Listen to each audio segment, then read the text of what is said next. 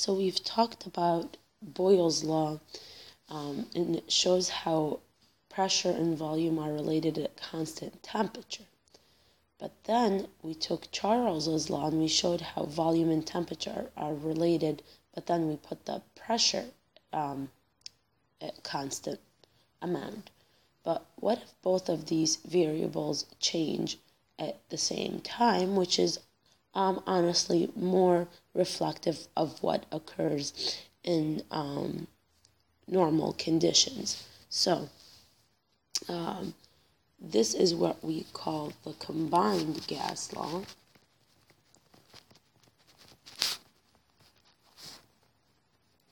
And the combined gas law takes Charles's law and Boyle's law, and it combines them into P1 V1 over T1 is equal to P2 V2 over T2, granted that N, or the number of moles, let's say, the amount of something is the same. Okay? So, let's do an example. We have a sample of gas with an initial volume of 158 milliliters. So initial volume of 158 milliliters at a pressure of 735 millimeters G and a temperature of 34 degrees Celsius. Okay? Now, if the gas is compressed to a new volume of 108 milliliters and heated to a temperature of 85 degrees Celsius, what is the final pressure in millimeters of mercury? So what is P2 in millimeters of mercury? Okay? So let us use our equation here. Okay? We have P1 to be 1. So we have our equation. P1 is, there's no, that's not a dot there. It's 735 millimeters of mercury. So that's P1. V1 is 158 milliliters. And T1 is 34 degrees Celsius, but let's convert that to Kelvin. And your book just uses 273, so we will go ahead and do that. So that is plus 307 Kelvin. Okay, so we have P2 here. We don't know what that is. And then we have V2, which is 108 milliliters. Just make sure your units match here, so that's good. And then T2, we have to convert that to Kelvin as well. And so 85 plus 273 is 358 Kelvin. So let's see what happens here. Okay. To solve for P2, just multiply by the reciprocal of this number here on both sides. Okay. So P2 is going to be 735 millimeters mercury times 158 milliliters times 358 Kelvin here over 307 Kelvin times 108 milliliters. See, the mils cancel, the kelvins cancel, and we're left with millimeters of mercury, and that's what we were asked. So let's go ahead and do this. 735 times 158 times 358 divided by, and then I'm going to put these in parentheses, 307 times 108. So you should have gotten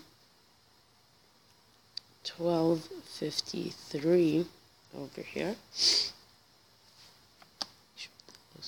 1253.91, and this is millimeters of mercury.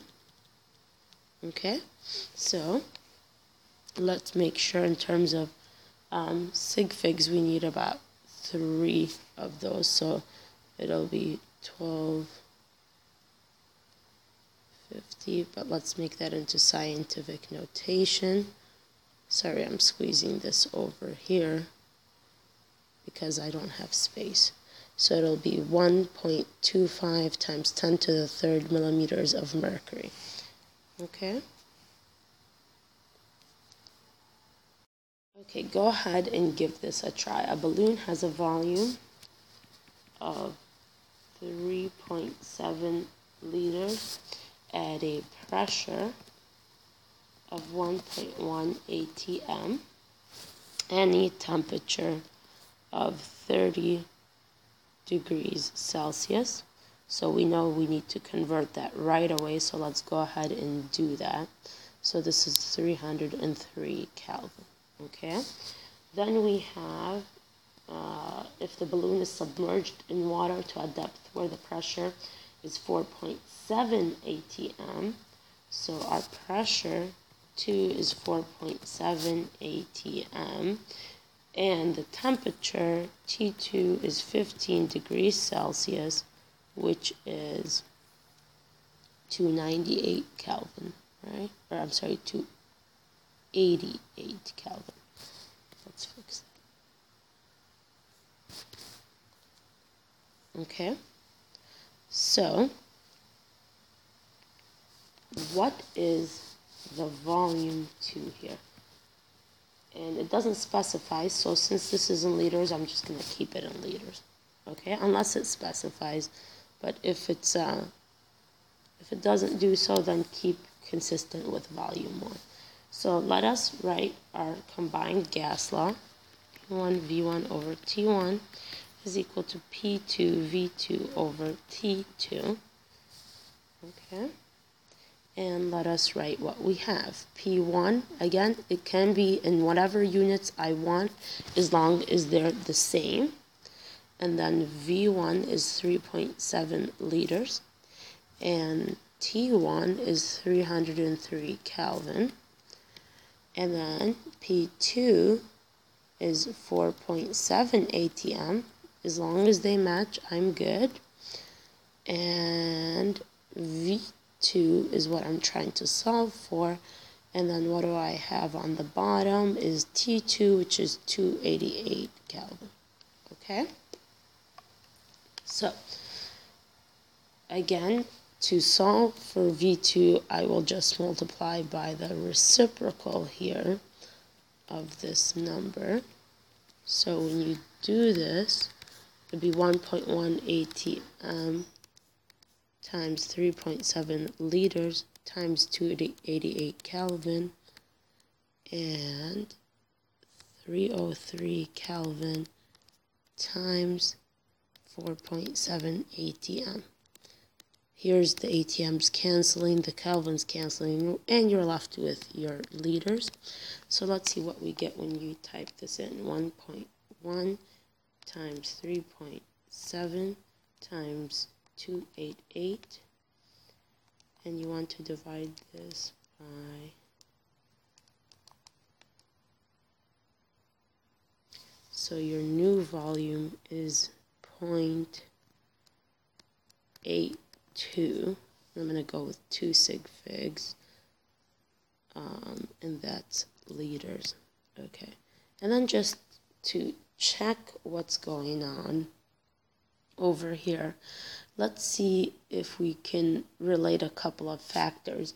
If volume, let's see, if temperature went down, then you should also expect volume to go down, right? And it did. Now, if pressure went up, then you should also expect volume to go down.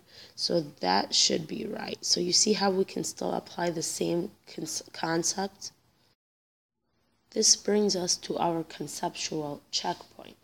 A volume of a gas is confined to a container, and the reason why we do that is because we gotta keep the number of moles constant. Okay, so if you apply enough heat to double the Kelvin temperature of the gas, so we are doubling the temperature, the Kelvin temperature, and we expand the size of the container to double the volume. So the volume also, of course, is going to double because temperature and volume are related. Okay, what will happen to my pressure? Okay, well, we know if we double the volume, what must we do to the pressure? Volume and pressure are inversely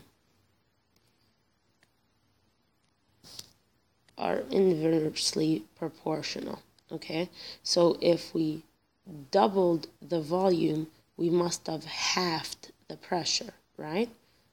So the pressure is halved. Okay, so you can see that you can figure this out. It should be consistent. These two are directly proportional. These two are inversely proportional.